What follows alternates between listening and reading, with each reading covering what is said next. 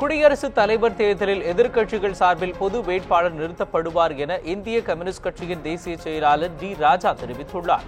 சென்னை கோபாலபுரத்தில் திமுக தலைவர் கருணாநிதியை சந்தித்து நலம் விசாரித்த டி ராஜா பின்னர் செய்தியாளர்களுக்கு பேட்டியளித்தார். அப்போது ஏற்கனவே டெல்லியில் நடைபெற்ற காங்கிரஸ் தலைமையிலான எதிர்க்கட்சிகள் கூட்டத்தில் குடியரசுத் தலைவர் தேர்தலில் பொது வேட்பாளரை நிறுத்துவது என முடிவு செய்யப்பட்டுள்ளதாக தெரிவித்தார்.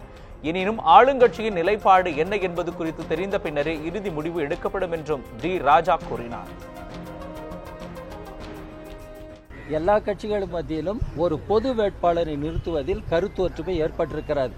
ஆனால் ஆளுகிற கட்சி என்ன செய்ய போகிறது, பாரதிய ஜனதா கட்சி என்ன செய்ய போகிறது என்பது இதுவரையிலும் தெரியவில்லை.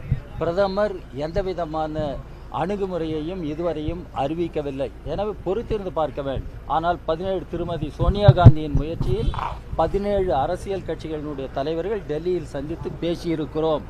குடியரசுத் தலைவர் பற்றி விவாதித்திருக்கிறோம். ஒரு பொது வேட்பாளரை நிறுத்துவதில் கருத்து ஒற்றுமை இருக்கிறது.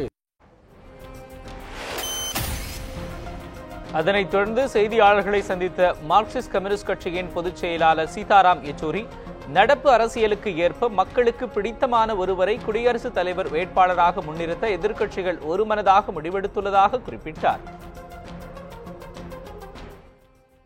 President election we had already discussed in the meeting in Delhi, and we are continuing with what we decided there, and that process is on.